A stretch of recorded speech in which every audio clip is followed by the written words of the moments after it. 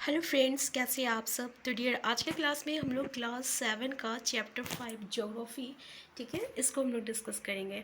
और dear, next class में जो है हम लोग हिस्ट्री भी स्टार्ट कर देंगे और साथ में हिस्ट्री और ज्योग्राफी दोनों को लेके चलेंगे, ठीक है।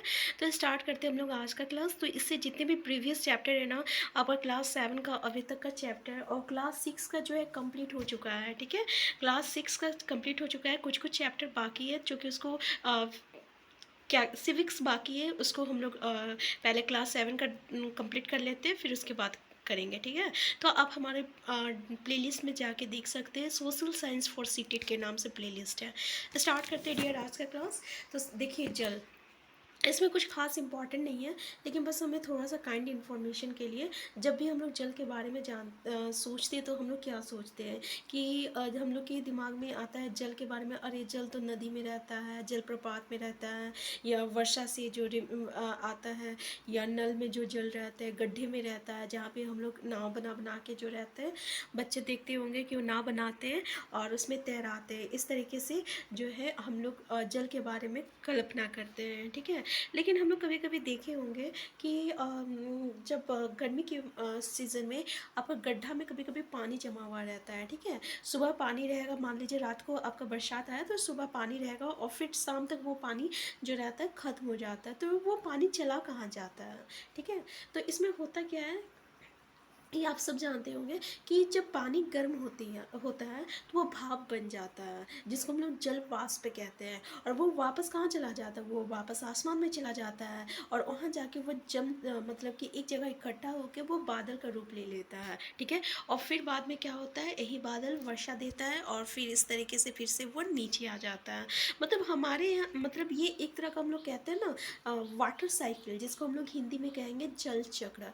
होता क्या है यहाँ पे, ज़मीन में जितने भी महासागर है, नदी है, तालाब है, कुआं है, ठीक है ना, जो भी है, तो यहाँ जब पानी जो रहता है गर्म होता है, तो गर्म होता है तो वो जल वाष्प वेपर का रूप ले लेता है, भाप का रूप ले लेता है और ऊपर चला जाता है।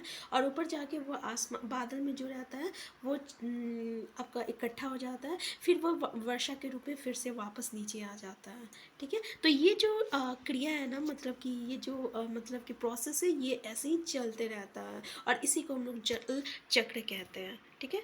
तो हमारी पृथ्वी थलासे के समान है, जो जल शताब्दियों पूर्व उपस्थित था वो आज भी मौजूद है। तो ये जो प्रोसेस आपका चलता ही रहा है, ठीक है, यानी पानी ऊपर जा रहा है, फिर वो वापस आ जा रहा है हम लोग के पास, वो भाप बन के वापस आता है, फिर वो पानी वर्षा होके फिर से हमारे धरती पे आ जा रहा है, ठीक है। तो यानी हजारों साल पहले जो पानी था वो आज भी है, ठीक है। अगर मान लीजिए हरियाणा में हम लोग जो मतलब कि पानी जो है पेड़ पौधों में जो डाल रहे हैं, जो सिंचाई कर रहे हैं, हो सकता है सैकड़ों साल पहले वो अमेज़न नदी से में बहता हो, क्योंकि ये भी हो सकता है ना कि अमेज़न नदी, ये सब नदी का भी पानी जो रहता है वो भाव बन के ऊपर चला जाता है, फिर वो बादल बन जाता है, फिर वो वर्षा मतलब वर्षा के रूप में कहीं भी तो गिर सकता है ना। तो इसलिए ये बात को कहा गया है।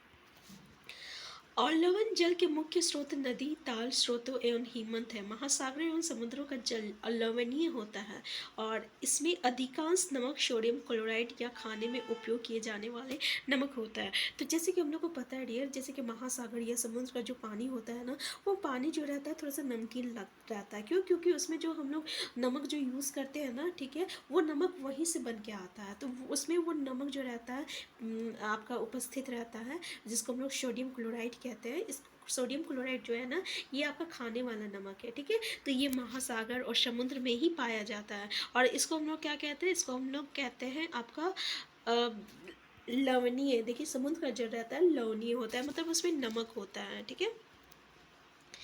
अच्छा, यहाँ पे एक एक्सपेरिमेंट करके बताया गया है, जैसे थलसाला। थलसाला होता क्या है, थलसाला क्या होता है ना, अगर हम अपने घर में जो है अगर छोटे से पौधे को रखते हैं कृत्रिम रूप में, तो उसको हम लोग थलसाला कहते हैं। जैसे कि यहाँ पे एक आपको फिगर में दिखाया गया है, ठीक है, एक एक्सपेरिमेंट करके, एक बोतल लिया गया बड़ा सा, उसमें पहले एक बड़ा सा पेड़ लगाया गया है, फिर चारों ओर ना छोटा छोटा पेड़ लगा दिया गया है, फिर ऊपर से ढक दिया गया है।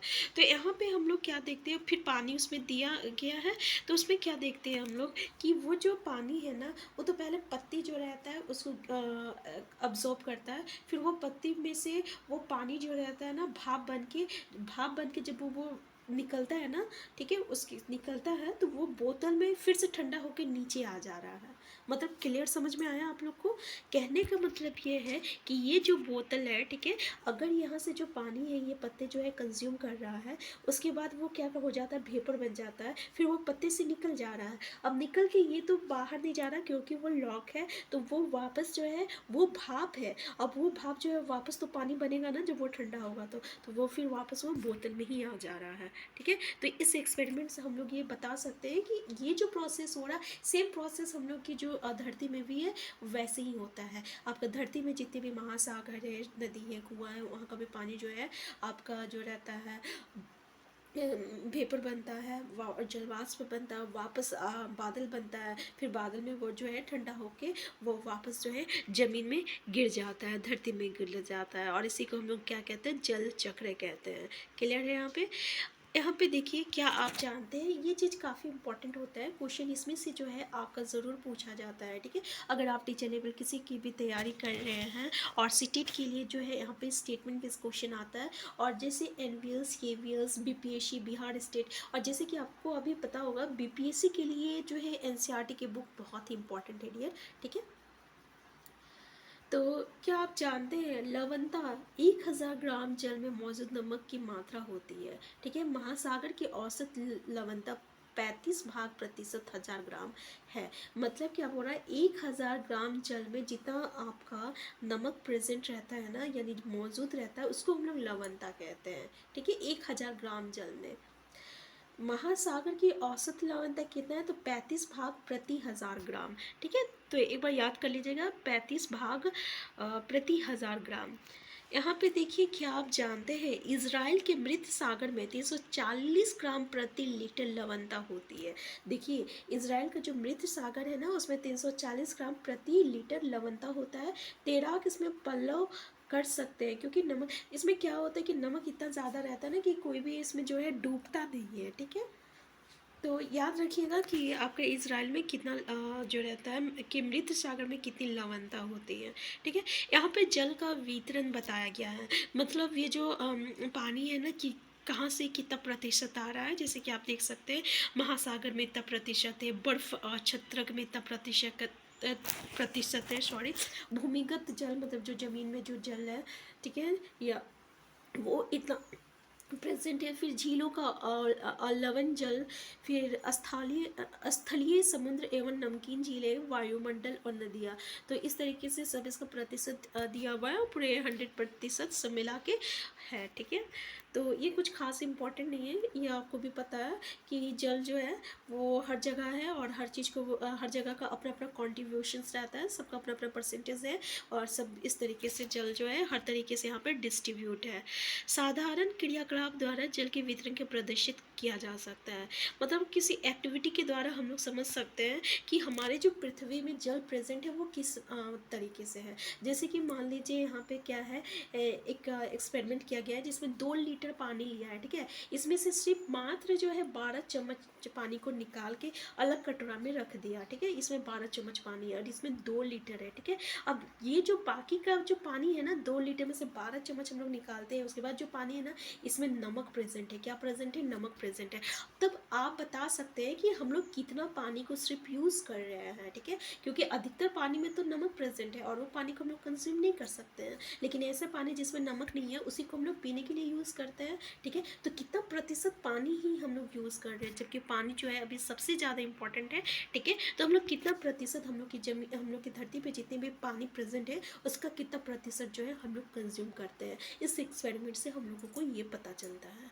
नेक्स्ट है, जीवन के लिए जल अत्यधिक आवश्यक है। प्यासे होने पर केवल जल ही हमारी प्यास बुझा सकता है, ये तो आपको पता है। इसलिए जो है ये एक ऐसा संसाधन है, एक बहुमूल्य संसाधन है जिसको हमें बर्बाद नहीं करना चाहिए। मतलब आपको बिना मतलब का पानी जो है वेस्ट नहीं करना चाहिए। अगर आप पानी कपड़े धो रहे हैं तो उस पानी को जो है आप स्टोर करके रखिए और फिर पेड़ पौधे में जो है डालिए। इस तरीके से आप पानी का कंज्यूम जो है अच्छी तरीके से कर सकते हैं, ठीक है।